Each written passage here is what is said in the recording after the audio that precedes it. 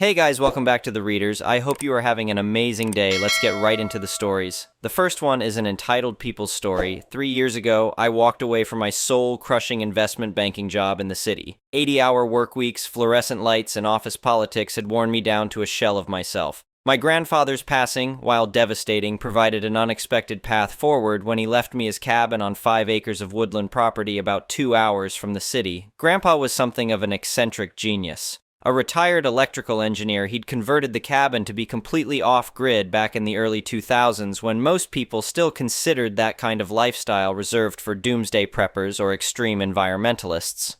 The cabin had a comprehensive solar array, a small wind turbine for cloudy days, and a meticulously designed battery bank system that could store enough power to last through a week of bad weather.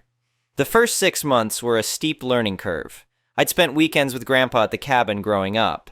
But there's a difference between observing someone manage an off-grid system and being responsible for it yourself. I read his journals, called in favors from his old engineering buddies, and gradually became proficient at maintaining everything.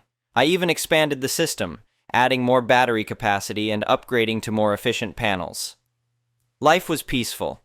I started a small consulting business I could run remotely, planted a garden, and enjoyed the serenity of the woods. My nearest neighbors were at least half a mile away through the trees, and most were like-minded folks who valued their privacy and self-sufficiency. That all changed about 7 months ago when the property closest to mine, about a quarter-mile down the dirt road, sold to a woman I'll call Karen. From the start, it was clear Karen had different expectations about rural living. She arrived in a gleaming luxury SUV, complained loudly about the bumpy access road, and immediately started renovations that seemed more focused on aesthetics than practicality. The quiet construction crew she hired spent weeks installing what looked like a magazine-worthy outdoor entertainment area complete with landscape lighting, a hot tub, and an outdoor kitchen. Our first direct interaction happened when she marched up my driveway one afternoon while I was checking my solar panels. "Hi there, neighbor," she called, gesturing at my solar array. "Those things actually work? I thought they were just for show." I explained that they powered my entire home.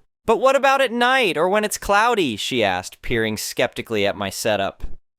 "That's what the battery bank is for," I replied. "It stores excess energy for when the panels aren't producing." "Huh," she said, looking unimpressed. "Seems like a lot of hassle when you could just connect to the power grid like normal people." I tried explaining that independence from the grid was precisely the point, but she just shook her head. "To each their own, I guess. But don't come knocking when your little science project fails and you need real power," she said with a laugh that set my teeth on edge.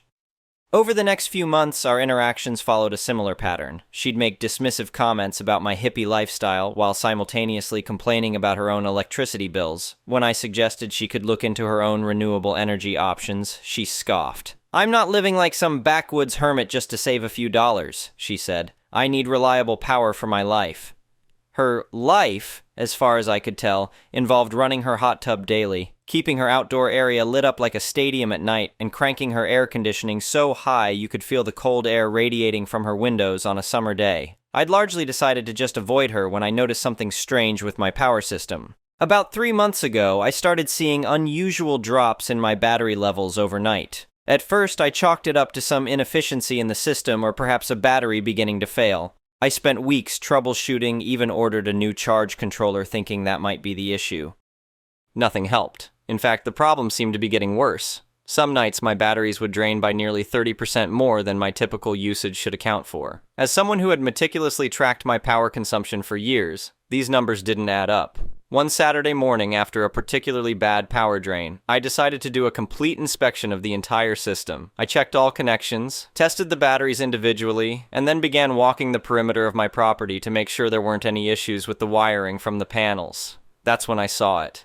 Near the southern edge of my property, partially covered by fallen leaves and branches, was a black cable that definitely wasn't part of my system. It had been amateurishly spliced into my main power line that ran from the battery bank to the cabin. My blood ran cold, then hot with anger. Someone had tapped into my power system. I carefully followed the cable, taking photos with my phone as evidence. The cable snaked through the underbrush, clearly heading in the direction of Karen's property. Sure enough, after about 200 yards, the cable emerged from the woods and connected to an outdoor junction box on the side of Karen's house. From there, it appeared to power her elaborate outdoor setup, the hot tub, the landscape lighting, even an outdoor television and sound system. I was livid. Not only was she stealing my electricity, but the connection was dangerously amateur. Exposed wires, no proper grounding, running through damp forest floor. It was a fire or electrocution hazard waiting to happen. I considered my options. Part of me wanted to simply cut the line and leave, but I knew that wouldn't solve the problem. If she'd done this once, she'd likely try again. I needed to confront her directly and have evidence of her theft. I waited until that evening, positioning myself near her outdoor area, but out of sight. Sure enough, at dusk she came outside, pressed a button on her phone, and suddenly her entire backyard lit up with twinkling landscape lights. She smiled with satisfaction, then lowered herself into the bubbling hot tub with a glass of wine. I stepped out from the trees, phone camera recording. "Enjoying your evening?" I asked calmly. She jumped, sloshing wine onto her bathing suit. "What the? You're trespassing! Get off my property!"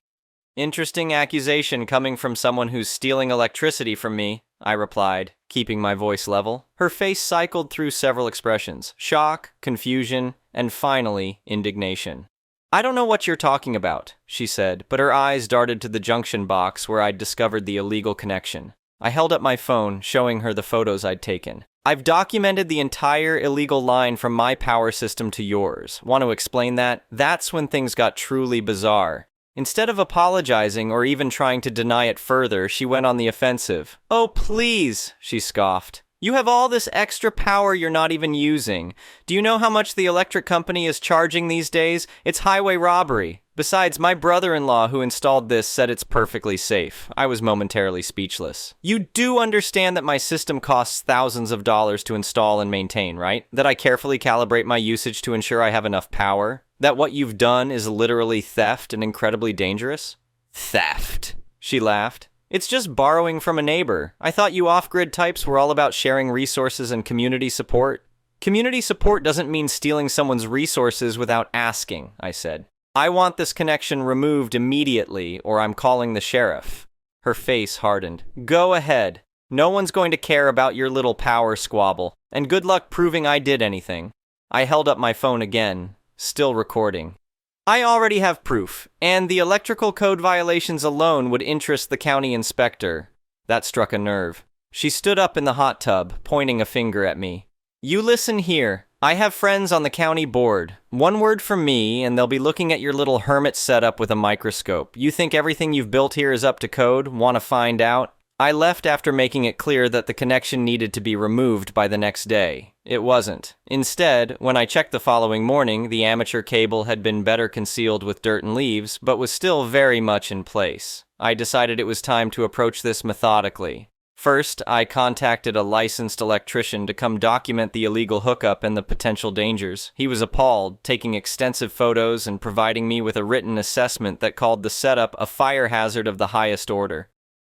Next, I hired a security company to install cameras monitoring my power system and the property line. I also installed tamper-evident seals on all my equipment. With this documentation in hand, I filed a formal police report for theft of services. The officer who came out was initially skeptical. They didn't get many complaints about stolen electricity in off-grid scenarios, but the electrician's report and my photos convinced him this was serious. Then I had an attorney send Karen a formal cease and desist letter detailing the evidence, the safety violations, and estimating the cost of the electricity she'd stolen based on my system's capacity and investment. While waiting for these formal processes to work, I implemented a technical solution. With help from one of Grandpa's old colleagues, I installed a secondary circuit with monitoring capabilities. If anyone tapped into my system again, it would not only trigger an alarm, but would also cut power to that section while preserving the rest of my system. Karen's response to the legal notice was to escalate her campaign against me. She began telling other neighbors that I was harassing her, that I was running an illegal power operation, and that I'd tried to overcharge her for a little electricity after offering to share. Thankfully, most of my neighbors had known my grandfather and were familiar with off-grid systems. They were skeptical of her claims. One even confided that Karen had approached him about sharing his generator during power outages, which he'd firmly declined. Things came to a head about 3 weeks after my discovery. My alarm system alerted me to tampering in the middle of the night. I checked the security camera feed to see Karen and a man I didn't recognize attempting to reconnect to my system after I'd removed their original connection. I called the sheriff immediately, and deputies arrived while Karen and her accomplice were still on my property. The man turned out to be her brother-in-law, who admitted he'd installed the original connection. "I didn't think it was a big deal," he protested as the deputies questioned him. "It's just a little electricity, and she said you were friends who had an arrangement." Karen was furious, screaming that I was overreacting and that normal neighbors help each other out. The deputies were unimpressed, especially when they saw the electrician's safety report. The county electrical inspector came out the next day. After examining the illegal connection and the damage done to my system, he issued Karen multiple citations for code violations. He also decided to inspect her entire property, which led to discovering several other unpermitted modifications she'd made to her house. The legal consequences unfolded over the next few months. Karen was charged with theft of services, trespassing, and vandalism. Rather than face a trial, she accepted a plea deal that included restitution payments to me for the stolen electricity, calculated based on my system's installation and maintenance costs, plus the cost of repairs to my damaged equipment. The county also required her to bring all her unpermitted modifications up to code or remove them entirely, an expense she hadn't planned for when buying her country dream home.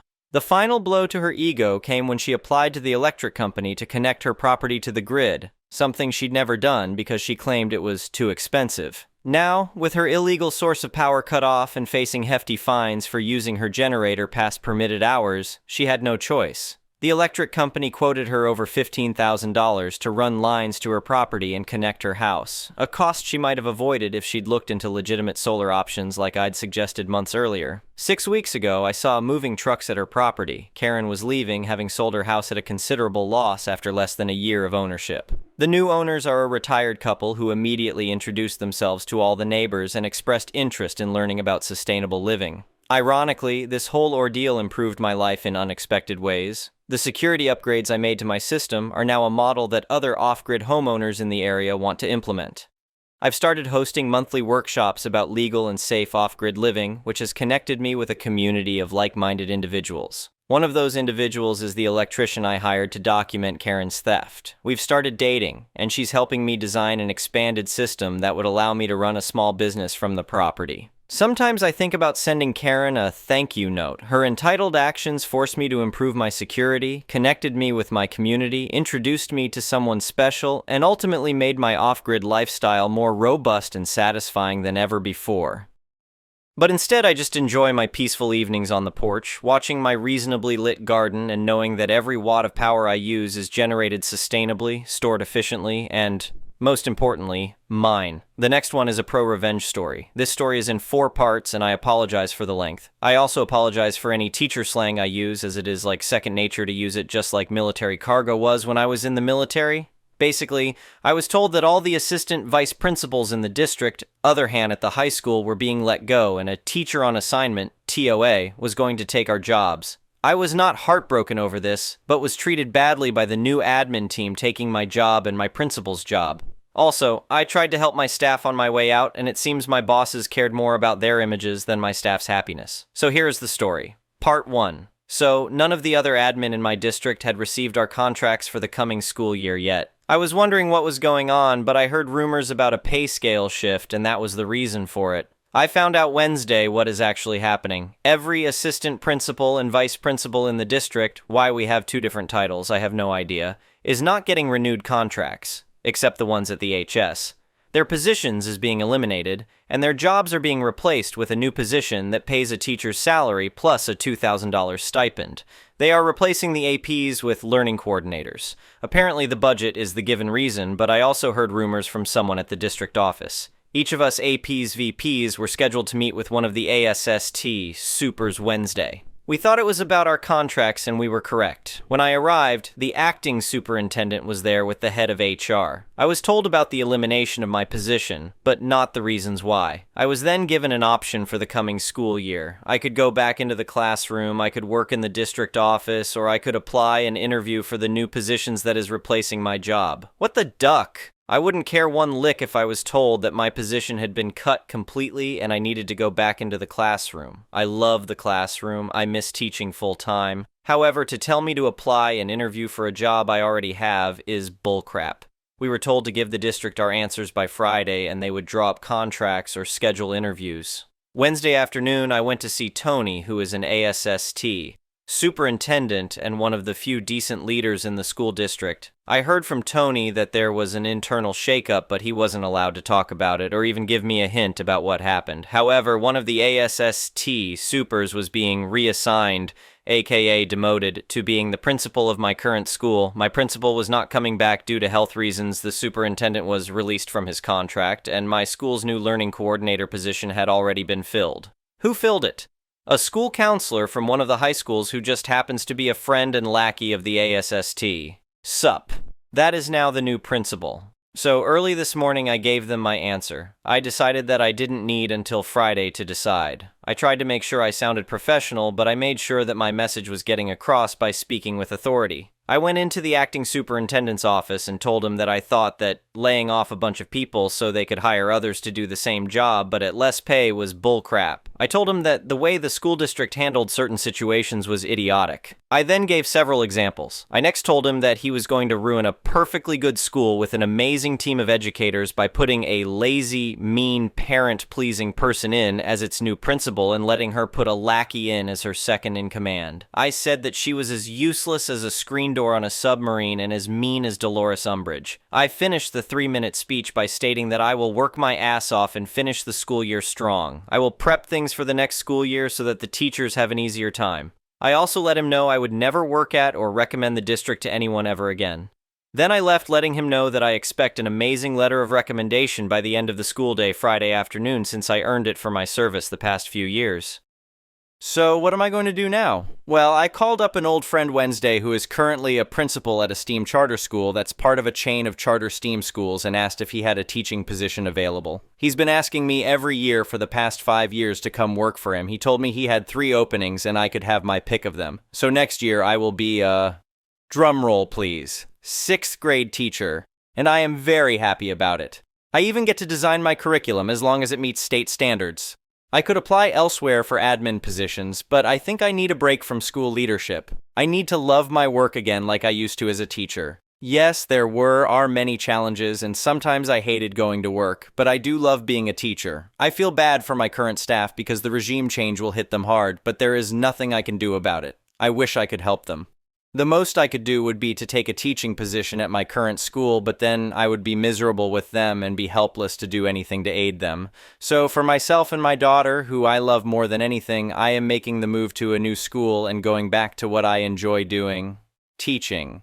I am even bringing my daughter to my new school to start next year as a 5th grader. I asked her if she wanted to stay at her current school or go to the STEAM school with me, and she wants to go with me. She was excited since she has visited there several times and loves the technology room, the robotics class, and the science labs. Plus, she is friends with some of the kids there already. As a goodbye to my self-staff, I am going out this weekend, and I am going to buy some nice letter paper and scratcher tickets. I am going to write short, individualized goodbye to each of my staff members, and at the end I will include the following words. I'm giving you some scratcher tickets. My hope is that you are as lucky scratching them as I have been lucky to have worked with you. So that's it. I have to finish my contract, but at the end of June, I am free. I am looking forward to teaching full-time again and having a boss who will let me just do my job and not interfere. I don't think I want to work in administration again, but maybe after a few years I will decide to work as an AP again. Note: sorry for any spelling/grammar/punctuation errors. I am writing this while making my morning rounds. Part 2.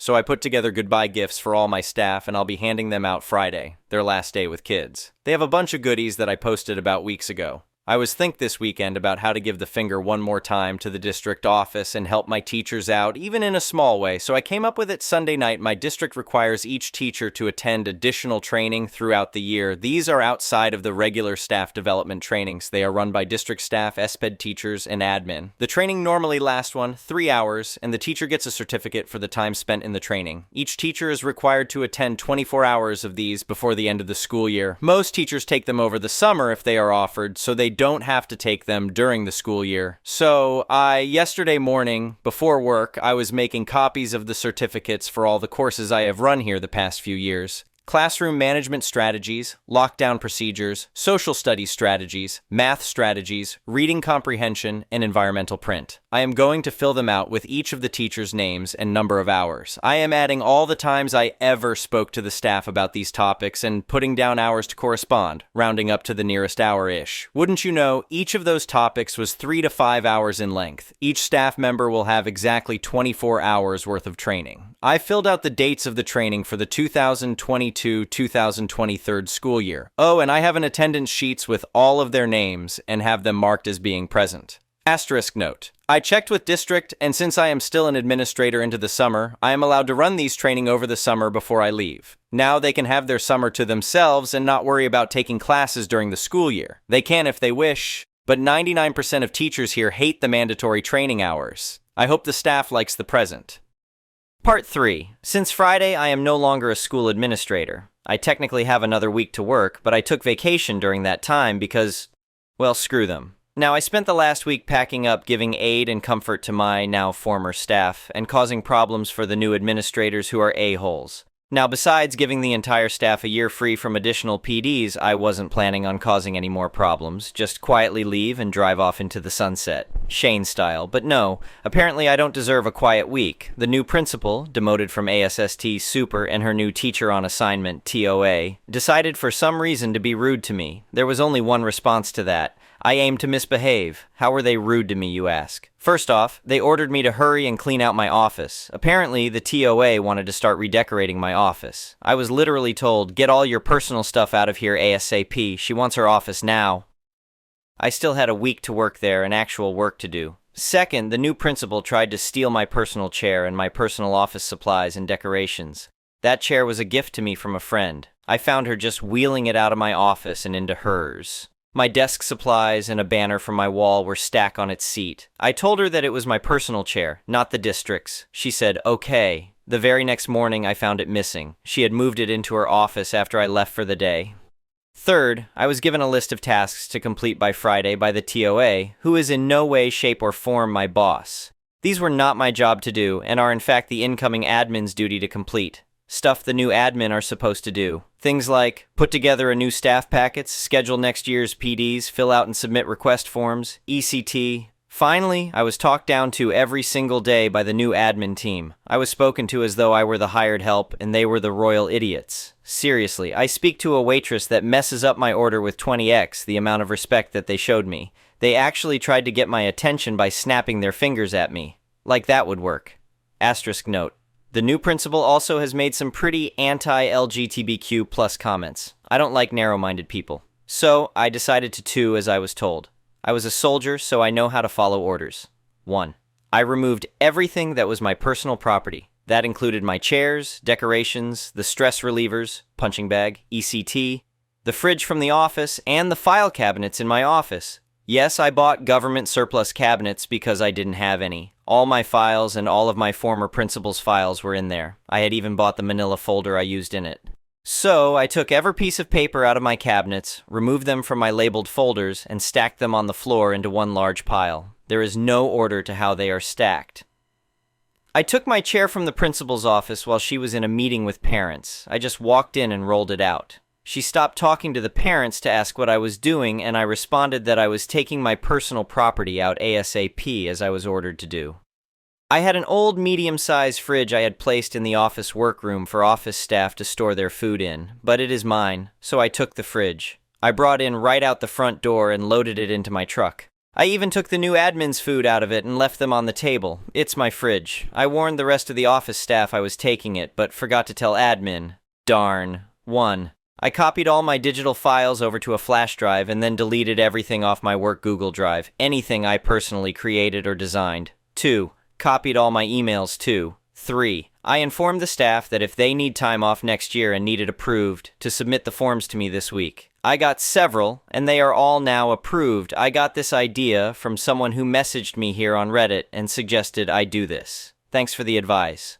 4. I approved every supply list item the staff submitted and even drove to the district warehouse to pick up some items personally. I even approved funds for a second-hand kiln for the art teacher. She found a good one on Craigslist. 5. I had repaired my desk with bolts and tool from home. I took the bolts back. The desk is now lopsided again. The closet door was broken when I got there, so I repaired it. I have now put it back as it was when I was hired. 6. The two-way mirror to the detention room was mine. I had gotten it from a friend at another school, different district. It allowed me to watch ISS and detention students from my office without them seeing me. It popped that right out and took it home. Now the TOA has a hole in the wall the detention kids can look through.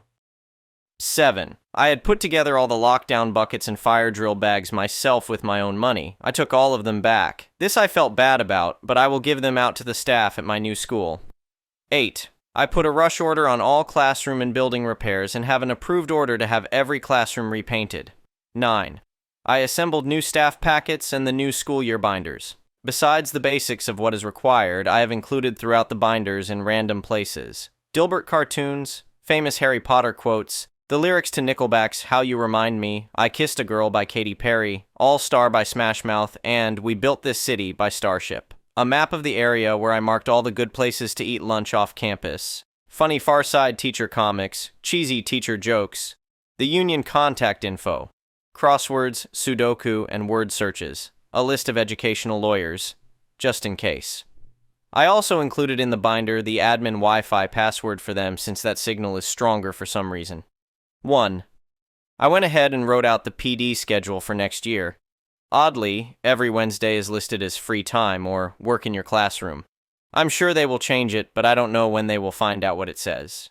2. I had a master list of donators and partners in the community. It was posted on a whiteboard in my office. I got over 4 dozen businesses and people in the community to help with various things or donate over the years. I spent a lot of my time building relationships with them and making deals. I took a photo of it and then I erased the list, and took the whiteboard since it was mine. 3. Friday, I flew the LGBTQ plus flag instead of the state flag. I also placed LGBTQ plus flags in each classroom in case the staff wanted to display them. Then I got yelled at 3 times. The first time was when I took back my chair. I was told it was unprofessional to just take it without asking, especially with guests present. I responded with, yes, it was unprofessional to take my chair without asking. The second time was when the TOA found the refrigerator gone. She said that it was community property. I told her, no, it's my property, and I was told to take all my property from the campus. The third time was when I was in the parking lot leaving and they found the piles of papers. The principal flagged me down and told me to clean it up. I told her I was off the clock and that the district never reimbursed me for the cabinets, so I had to take them with me. I am expecting a call from HR today asking for my assistance setting everything back up since with all my stuff removed and erased, the admin team has to actually put in some hard work. I'd come in, for my consultant rate, $75 an hour with a minimum contract for 12 hours. Part 4. So, as some of you know, I left the world of being an administrator a few weeks ago. I tried to leave behind some nice gifts when I left. I wasn't looking to cause problems my last few weeks, but the new admin team treated me in a way that was unacceptable. So I decided that Malcolm Reynolds had it right when he said, I aim to misbehave.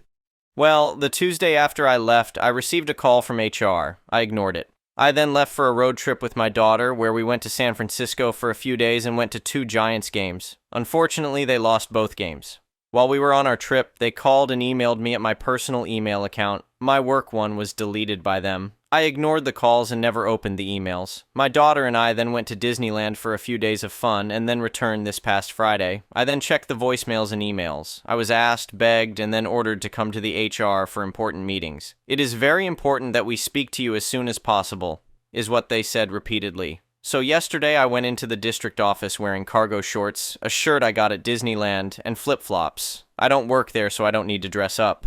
When I arrived, I was originally treated like a visiting VIP. The HR manager and her assistant tried to butter me up like a Pillsbury biscuit. After a few minutes of them trying to make small talk and me then letting them know I had plans to go to lunch in 30 minutes, they got to the point. They wanted me to turn over a few things took with me that, though they belonged to me, they said were sorely needed at the school. They gave me a list from the new principal which included, but limited to, my chair, seriously, my refrigerator and appliances, my community contacts board, people businesses that I build relationships and partnerships with, my personally designed forms and worksheets, two-way mirror, my lockdown buckets and fire drill bags. They also wanted copies of every record I kept and notes I took on the staff and students. The notes I took on the staff were so I could personalize gifts for them and have conversations with them on their interests. I said no to all those requests. I told the ladies that the furniture and appliances were mine that I brought in. I stated that the chair was a gift to me from a friend and that the new principal can afford to buy her own chair. I also stated that I left any official school district documents there and any I took with me and/or deleted were of my own making and my intellectual property. I also stated that my contacts were developed over the years on my personal time and at personal cost to me.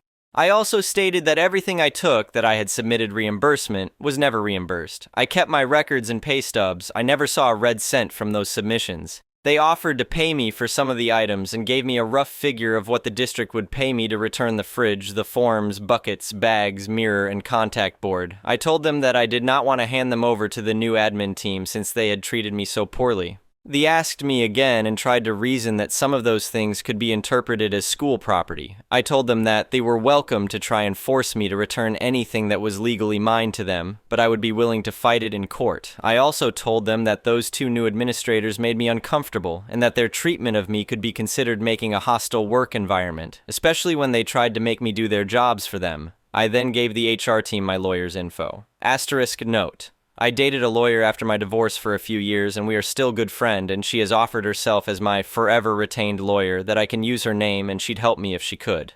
I rarely use her name, but when I have needed her legal advice, she always comes through. I also help her with physical chores when she or her family needs help. I then wish the lady a good school year and the term to come and left. I doubt I will ever hear from them again. Update: Karens with power are as dangerous as they are annoying. Ever notice that there are always people out there that just have to break beautiful things? The people who see a sand castle and stomp on it, or the idiots who visit Stonehenge and carve their names into it.